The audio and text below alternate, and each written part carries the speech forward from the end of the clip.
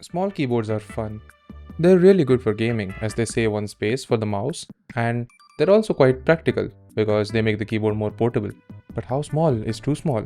And how far does this rabbit hole go? If you've ever looked at a 65% keyboard and thought, you know what, this is still too big, I want something even smaller, then welcome to the world of 40% keyboards. Hello everyone, I'm Fang, and today we'll be looking at the Epomaker Luma 40.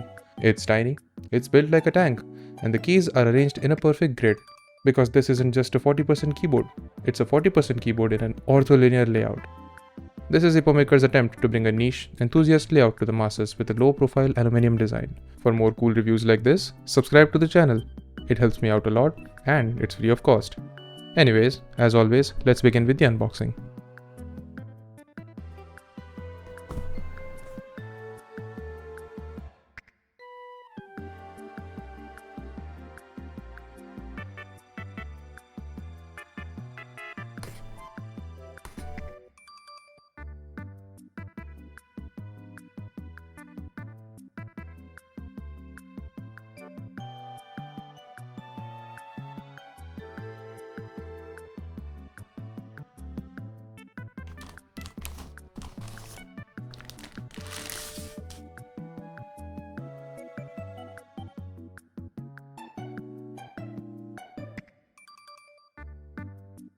The first thing that you notice in this keyboard is the build. This thing is surprisingly well built. It features a full CNC cut aluminum case that makes it feel incredibly dense and premium for its size. It weighs about 410 grams, which is quite hefty for something this small. There is zero flex and it feels like a solid brick. But the typing angle is completely flat, which can be a problem for some people. I personally don't mind it, and since this is a low profile keyboard, that's understandable. The Luma 40 is very thin. It's 21mm tall. Visually, the Luma 40 is a stunner. It has a very futuristic but also minimalist vibe. The keycaps are semi-transparent frosted polycarbonate, which diffuses the RGB beautifully. Speaking of RGB, it's bright, vibrant, and because of the translucent keycaps, the whole board glows rather than just the letters. The layout is a 47 key grid, which looks very clean and symmetrical, even though it looks terrifying to type on. Under the hood, we have Kale low-profile switches, specifically the white rain linear switches. They are hot swappable, but remember that you are limited to low-profile switches here, not the standard MX ones. On the Epomaker product page, it says that this is 3-pin and 5-pin compatible, but when I opened and checked it, it's only 3-pin compatible. The typing feel is snappy and short because of the low travel distance. It feels more like a high-end laptop keyboard than a traditional mechanical keyboard. Do note that there's no stabilizers in the 2U spacebars. Epomaker decided that the keys were small enough to not need them, and they were right. It doesn't wobble too much without the stabilizers, but they do sound a little different compared to the stabilized keys. The keycaps are what Epomaker calls an LAK profile. They are flat, uniform, and made of polycarbonate. The legends are silkscreen, and this is not double shot. This raises a durability concern. Over time, these legends might fade, but since the profile is flat, you can technically swap them around to different rows.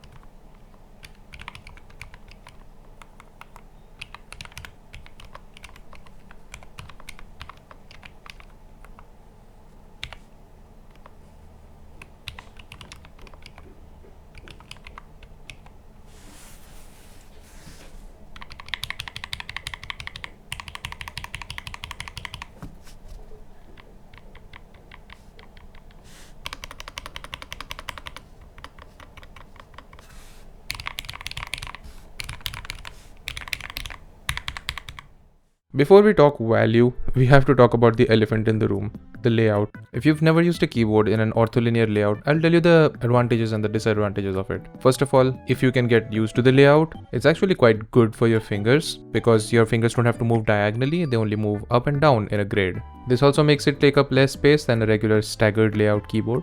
It also looks really clean. And in terms of disadvantages, unfortunately, there's a fair bit. Getting used to this layout will take you at least 2 weeks of exclusively using this keyboard.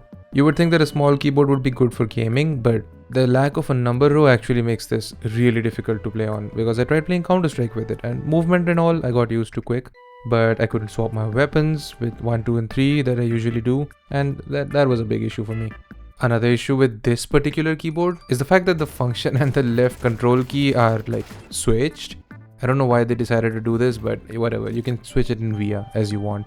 But out of the box, it is really annoying. I had the most issue when typing P, C and V because I constantly mishit those keys more than anything else. So, is it worth the price? The Luma 40 sits in a weird spot. It's an aluminum tri-mode keyboard which is VIA programmable. These days, custom keyboards with these specs don't cost that much. But if you want to try an ortholinear layout without soldering your own keyboard together or spending $300 on a group buy, then the Luma 40 is basically your only available option. You might find a few options on Etsy or other websites like that, but the availability is questionable at best.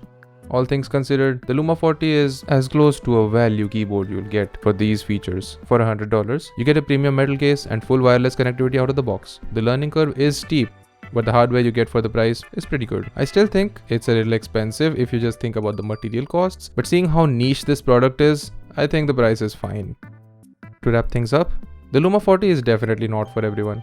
If you rely on muscle memory for a standard staggered layout, you will hate the first 2 weeks with this board, and you will hit the wrong keys constantly. But if you want to try out an ortholinear layout, this is a pretty good start.